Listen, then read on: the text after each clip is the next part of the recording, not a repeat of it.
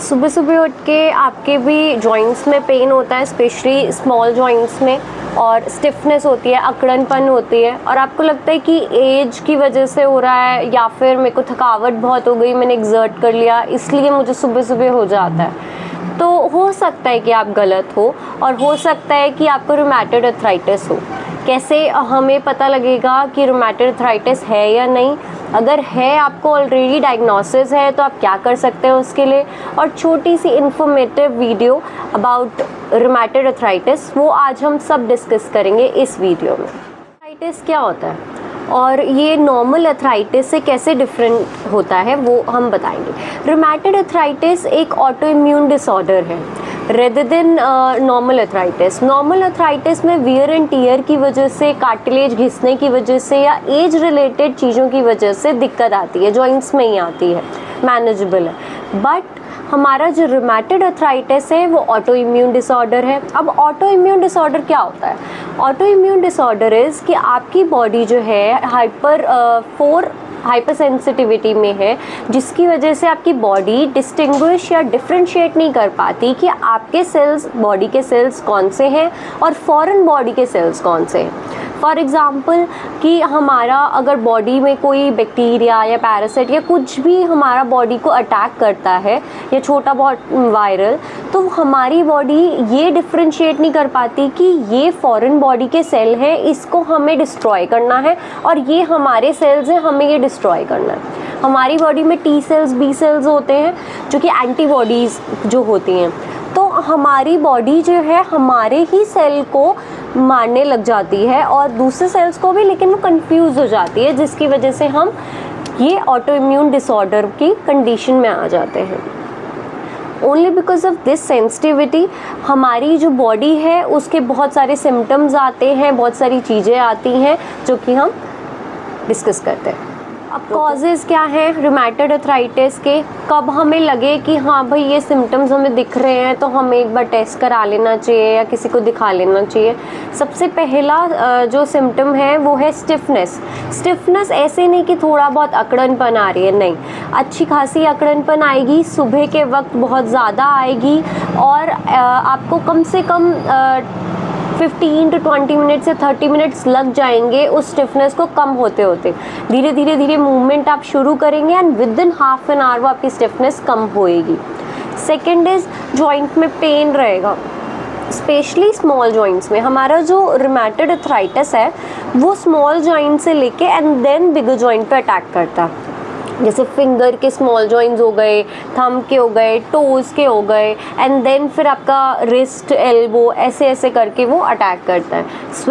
Swelling एक common symptom है जो आपको देखने को मिलेगा। आपको कहीं ना कहीं लगेगा कि इन जोड़ों में दर्द हो रहा है, मुझे इन जोड़ों में दर्द हो रहा है, ऐसे पेन, स्टिफनेस, स्वेलिंग, ये सब रहेगा रूमेटॉइड अर्थराइटिस के केस। अच्छा, इसका प्रॉपर कॉज नहीं पता, ऐसा कुछ नहीं है कि इसकी वजह से ही होता है ये, लेकिन जेनेटिक हो सकता है, लाइफस्टाइल की वजह से हो सकता है, ओबेसिटी की वजह से हो सकता है, फैमिली हिस्ट्री की वजह से हो सकता है, बट कोई पर्टिकुलर कॉज नहीं होता कि हाँ भाई ये होगा तो हमें रूमेटॉइड अर्थराइटिस होगा। किसी को भी हो सकता है रूमेटॉइड। डायग्नोस कैसे करवा सकते हैं?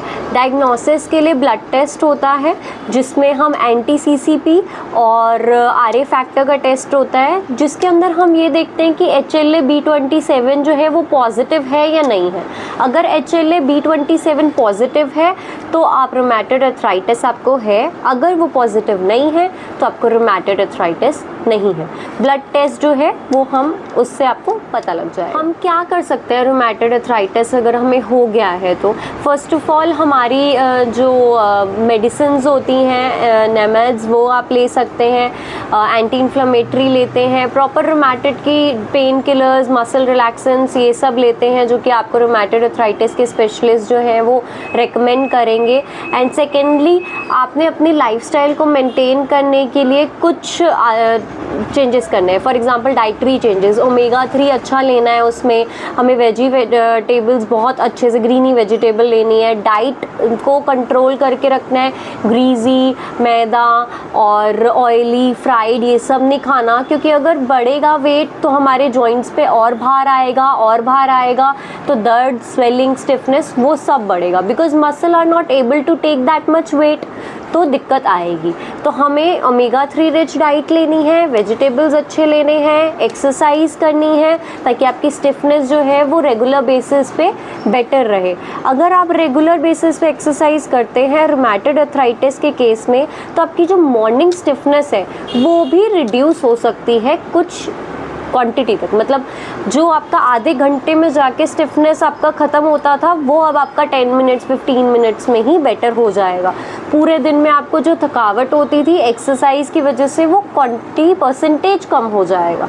तो ये सारी चीज़ें आपने ध्यान रखनी है, वेट नहीं बढ़ाना, और अपना नॉर्मल प्रिकॉशंस हैं जो हमें लेने चाहिए as a rheumatoid arthritis patient. सबसे पहला, हमने वेट वगैरह ज़्यादा नहीं उठाना है, बिकॉज हमारी मसल इतनी वीक है कि वेट वगैरह जो है वो बढ़ा देगा, वो चीज़ें वो नहीं करना है। हमने कोशिश करनी है कि सैनिटाइज अच्छे से रखें, क्लीननेस रखें, ताकि हमारी कोई भी बैक्टीरिया वगैरह जो है जल्दी कैच ना हो, बिकॉज ऑटो इम्यून डिसऑर्डर में बहुत जल्दी इन्फेक्शन होने के चांसेस रहते हैं, तो वो सब हमने ध्यान रखना है। प्लस अपनी शुगर एंड बीपी कंट्रोल करना है, विटामिन्स टाइम पे लेने हैं, ताकि हमारी बोन स्ट्रॉन्ग रहे और कोई दिक्कत ना। रूमेटॉइड आर्थराइटिस के केस में जब बहुत वर्स हो जाता है रूमेटॉइड आर्थराइटिस, तो हमारी जो बोन्स हैं वो डिफॉर्मिटी बनाना शुरू कर देती है।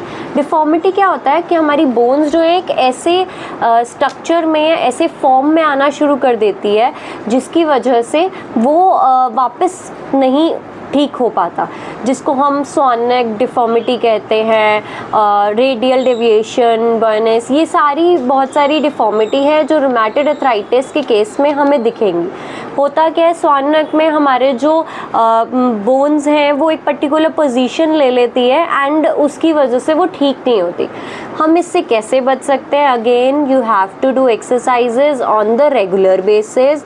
आप एक्सरसाइज रेगुलर बेसिस पे करेंगे तो आपकी डिफॉर्मिटी होने के चांस काफ़ी कम हो जाएंगे। कुछ बेसिक एक्सरसाइजेज हैं जो हम डेली बेसिस पे करेंगे, 10 to 15 एक्सरसाइजेज, वो मैं आपसे डिस्कस करूँगी। हर जॉइंट की हमने रेंज ऑफ मोशन की एक्सरसाइजेज तो करनी ही है, ताकि हमारे जो जॉइंट है उसमें मूवमेंट अच्छी रहे। बेसिक एक्सरसाइजेज हम स्मॉल जॉइंट से शुरू करेंगे, क्योंकि रूमेटॉइड आर्थराइटिस के केस में small joints are very important. तो हम रिस्ट एंड स्मॉल जॉइंट से शुरू करेंगे। फर्स्ट क्लॉ लाइक बनाएंगे, ठीक है, 10 to 15 टाइम्स करना है स्टार्टिंग में। आफ्टर अ वीक और सो आप इसको 20 to 25 टाइम्स कर सकते हैं, ठीक है।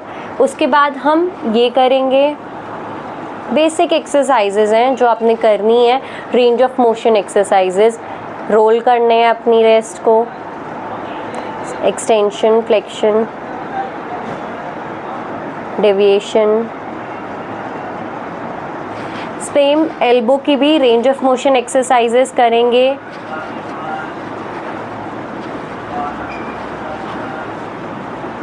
Role your shoulders backward.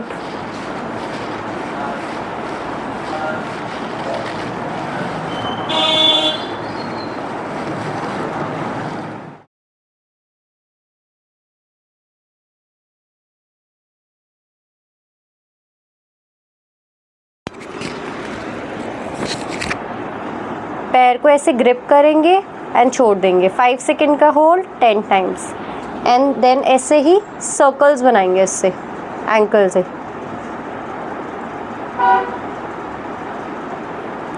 और ऐसे ही हम क्वाड्रिसेप की एक्सरसाइज करेंगे।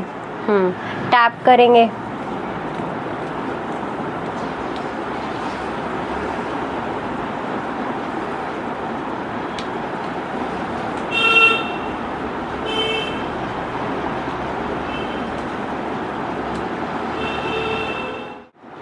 इसके साथ साथ आप वॉक कर सकते हैं, आपका एंडोक्राइन बेटर होगा और सर्कुलेशन बेटर होगा एंड स्टिफनेस भी कम हो। और कोई भी आपको कंसल्ट करना हो, कोई भी एक्सरसाइजेज और डिटेल में आपको पूछनी हो, तो आप हमारी क्लिनिक में आ सकते हैं, कांटेक्ट कर सकते हैं। Take care.